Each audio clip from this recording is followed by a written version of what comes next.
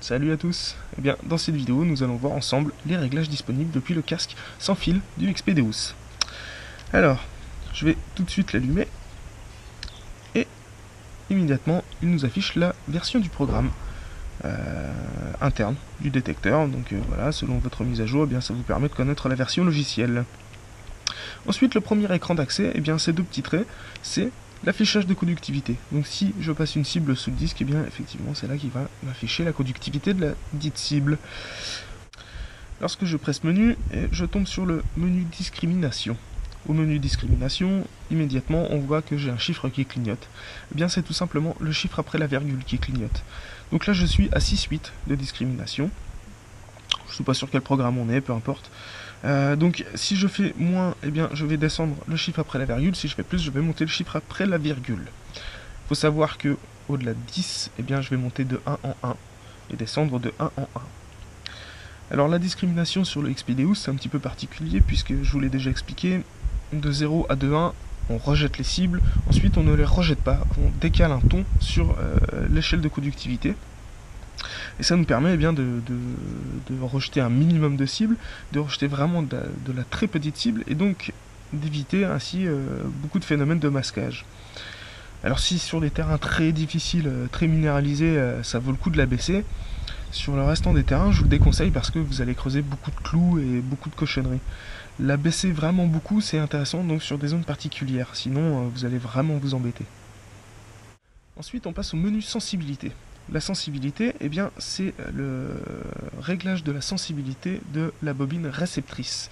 C'est-à-dire que c'est le signal reçu par votre détecteur qui va être analysé de manière plus ou moins sensible. Bon, c'est un peu compliqué à expliquer, mais bref, sachez que plus vous la montez, plus vous repoussez la limite de détection, plus vous la baissez, plus vous gagnez en clarté et en finesse d'analyse. Donc ceux qui cherchent à pousser la sensibilité à fond pour gagner en profondeur, on peut le faire sur des terrains propres, sur des terrains neutres. A savoir que plus un terrain est pollué, que ça soit en ferreux ou en minéralisation, eh bien on va avoir tendance au contraire à tirer la sensibilité vers le bas.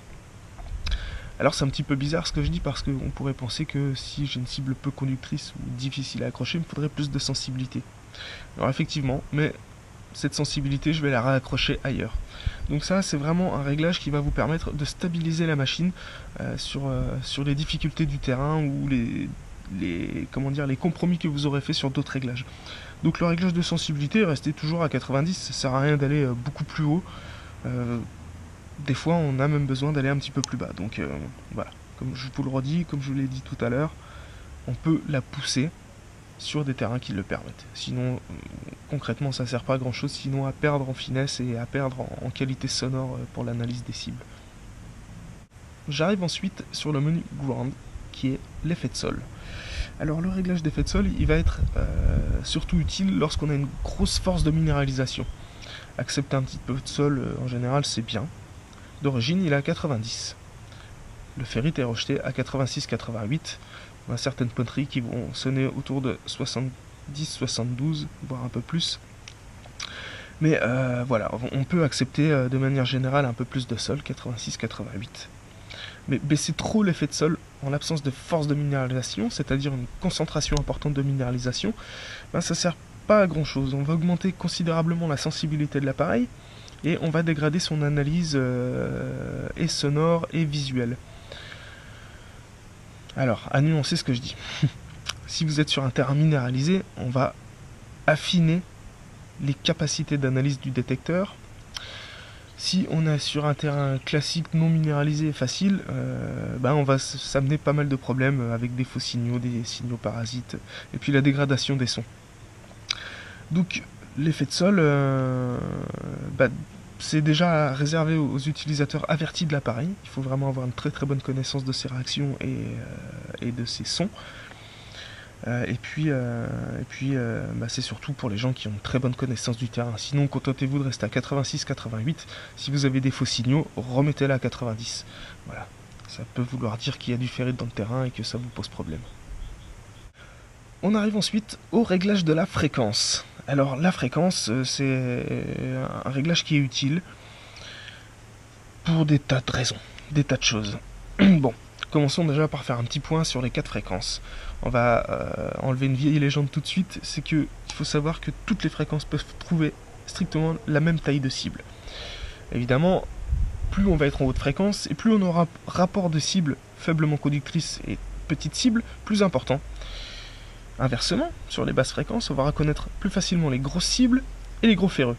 Ce qui va nous poser problème, ces gros ferreux, en haute fréquence. Bon, les hautes fréquences sont plus sensibles que les basses fréquences pénètrent mieux le sol que les hautes fréquences. Donc, c'est là aussi qu'il va falloir faire un choix. Mais ça fait aussi partie d'un ensemble de réglages. Par exemple, avoir une fréquence de 8 kg et de vouloir chercher la finesse et l'analyse de zone dans les ferreux, c'est complètement inutile. Donc, ce que je vous dirais, c'est que contentez-vous de toucher si le sol est mouillé, par exemple. Si vous avez un programme en 18, vous utilisez des housefast et que vous avez trop de faux signaux parce que le sol est détrempé, bien passez en 12. Voilà, mais vous cassez pas trop la tête avec ça. Je pense que sur les programmes usines, ils sont, la fréquence est choisie en fonction d'un ensemble de réglages, donc c'est cohérent et voilà, il n'y a pas trop besoin de se prendre la tête là-dessus. Faut pas vouloir utiliser systématiquement du 18, c'est une erreur, et il faut pas vouloir systématiquement utiliser des basses fréquences. Pour schématiser, en gros, si vous faites des champs, de la forêt, eh bien utilisez des basses fréquences. Sur des terrains pollués de ferreux, utilisez des hautes fréquences. Sur un terrain classique, voilà, moyennement pollué de ferreux, peut-être un peu de minéralisation, utilisez la fréquence en 12. Donc voilà, vous cassez pas trop la tête avec ça. On arrive ensuite sur le menu des tonalités. Alors vous aurez le choix entre 2, 3, 4, 5 tonalités, le full tones ou le pitch. Alors, la plupart des programmes sont en 3 tons. Voilà, le 2 tons, ça peut être utile, mais bon, le 3 tons, c'est quand même plutôt pas mal. Vous avez un ton grave pour les ferreux et les cibles très peu conductrices. Les médiums pour les cibles faiblement conductrices, et bon, c'est même sur une plage assez large. Hein. Et puis tout ce qui est en aigu pour les cibles très conductrices, donc les grosses monnaies d'argent, les grosses masses, etc., etc. Bon, pas besoin de trop se casser la tête, c'est surtout un réglage de confort. Sur les terrains pollués, ça peut valoir le coup de mettre 4 ou 5 tons. C'est surtout bien à faire quand on a l'habitude des tonalités et des réactions de la machine, parce que trop de sons, après, c'est difficile à analyser. Vous avez aussi le full tones qui va donner un ton différent à chaque type de cible, donc chaque conductivité. Donc c'est assez intéressant, ça demande un petit peu de maîtrise, mais je vous conseille de vous amuser avec le full tones. Vous allez voir que c'est assez redoutable. Ensuite on a le mode pitch qui lui est un mode, comme on peut dire, c'est un ton unique mais qui va varier selon la taille de l'objet et sa profondeur. Donc c'est assez sympa à utiliser aussi. Moi perso j'aime pas trop, je suis beaucoup en 3 et 4 tons. Voilà, mais bon, amusez-vous avec les tonalités, c'est surtout du réglage de confort, je pense que c'est un choix avant tout personnel. Mais voilà, éclatez-vous avec ça, faites des tests, faites des essais. Bon, on a ensuite un réglage de volume. Bon, le réglage de volume, je vais pas vous faire un dessin, plus on le monte et plus le volume est fort, et plus on le baisse, plus moins le volume est fort. Bon, il y a une petite astuce à savoir quand même avec le volume, c'est que plus on met le volume fort dans le casque, bon, s'il y a du vent, du bruit environnant, vous allez être obligé, mais plus on met du volume fort dans le casque, et encore une fois, moins on va entendre certaines subtilités de son. Donc là je tatillonne un petit peu parce qu'il faut vraiment avoir l'oreille, mais voilà, ça sert à rien d'avoir un truc criard dans les oreilles, vous allez vous déglinguer le cerveau pour rien. Essayez de garder des niveaux de volume bas. J'arrive au menu Coil. Coil, eh bien, c'est tout simplement le choix de la tête. À chaque fois que vous allez vouloir enregistrer un disque, eh bien, vous laissez votre doigt appuyer longuement sur la touche plus, vous entrez son numéro de série, menu, c'est enregistré. Ensuite, il vous suffit de sélectionner le numéro du disque choisi. Pour supprimer un disque, inversement, vous allez laisser votre doigt appuyer sur moins, vous cliquez sur menu, le disque est effacé. Donc voilà, c'est aussi simple que ça, il n'y a pas grand chose à dire là-dessus. J'arrive enfin au dernier écran des réglages disponibles sur le casque sans fil du XPDeus, c'est l'écran de sélection des programmes. Les programmes usines, vous savez qu'il y en a 10, je ne vais pas vous refaire le détail ici, ils sont dans le menu. Ils sont dans le manuel où j'ai fait un article sur le site, dont vous trouverez le lien en cliquant sur la fiche qui est là-haut. Et vous avez aussi 8 emplacements pour vos programmes personnalisés. C'est-à-dire que toutes les modifications que vous aurez fait sur les programmes usines, eh bien, en laissant votre doigt appuyé sur la touche plus, eh bien, vous allez pouvoir sélectionner un emplacement libre qui se mettra à clignoter entre 11 et 18 sur lequel vous allez pouvoir enregistrer un programme. Inversement, pour supprimer un programme, vous laissez appuyer sur la touche moins, le programme se met à clignoter, vous faites menu et c'est effacé. Sachant que on ne peut ni enregistrer des modifications sur les programmes usines, ni effacer les programmes usines. Donc à ce moment-là, vous êtes tranquille, amusez-vous, faites-vous des petits programmes d'essai, voilà, éclatez-vous avec votre détecteur, n'hésitez pas à toucher des trucs. C'est comme ça qu'on apprend. Alors, juste une petite recommandation pour les débutants.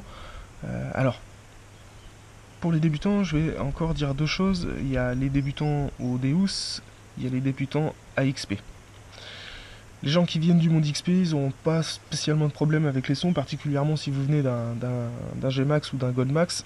C'est des machines multitons, voilà, haute performance, donc vous n'aurez pas de grande adaptation à faire sur les sons.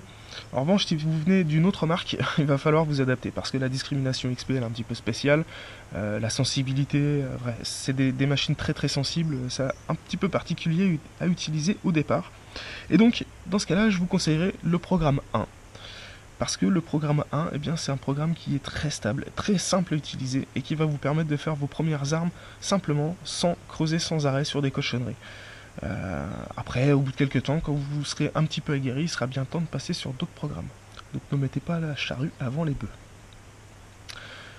Pour ceux qui arrivent du monde XP, eh bien, vous avez une foule de programmes intéressants, mais je vous conseillerais de vous concentrer sur deux programmes. Le programme 2, le programme GMP, donc qui est un programme 18 kg assez performant, assez stable, très confortable, avec une profondeur tout à fait acceptable. Un 10 cm d'appôt, il sera pris à 30-35 cm. Pardon, 30 et 35 cm relativement facilement, voilà. Et puis vous avez le programme 3, le programme Deus Fast, qui est un programme rapide, c'est un dérivé du GMP, qui est un petit peu moins profond, mais pour les terrains pollués et minéralisés, et ou minéralisés. Alors, sachant que plus un terrain est difficile, et moins on cherche la profondeur, voilà, ça c'est une hérésie de beaucoup de prospecteurs, mais ça sert à rien d'aller chercher la profondeur, on cherche la sélectivité, et le programme 3, eh bien c'est un programme sélectif. Voilà pourquoi je vous conseille le programme 2 et le programme 3 pour les gens qui sont déjà aguerris. Alors évidemment, il y a toute une foule de programmes aussi à utiliser, selon le terrain évidemment, mais je vous parle là vraiment pour faire vos premières armes, vos premières sorties avec le Deus, sans trop se casser la tête. Voilà. Et dans l'idéal, vraiment pour bien se faire la main, je vous conseille de choisir carrément un programme qui est adapté à votre plus grande partie des terrains de jeu, et de vous concentrer sur ce programme pendant quelques temps, le temps de bien comprendre les réactions et les sons. Et vous allez voir que si vous faites ça, en prenant le temps de creuser sur beaucoup de cibles, eh bien vous allez gagner du temps. Vous allez vraiment apprendre l'appareil dans ses subtilités, et vous allez commencer à sortir beaucoup de cibles nettement plus intéressantes. Concernant les mises à jour du casque, eh bien si vous ne possédez pas la télécommande, eh bien vous ne pouvez pas mettre à jour le casque tout seul. Il va falloir soit passer par la télécommande d'un ami, soit vous rendre chez un revendeur. Pour ça c'est simple, il suffit de vous connecter à un disque en même temps que la télécommande et de faire la mise à jour via un PC. Bon, suivez la procédure qui est dans le manuel, mais voilà, le casque seul, pour le mettre à jour, eh bien, faudra obligatoirement passer par une télécommande. Et bien voilà, j'ai fait le tour des réglages disponibles sur le casque sans fil du XP Deus. J'espère que cette vidéo vous aura été utile. Quant à moi, eh bien, je vous invite à vous abonner sur la chaîne, à laisser des pouces, à laisser des commentaires, voilà, à dire ce que vous en pensez. Et je vous dis à bientôt pour la prochaine. Ciao.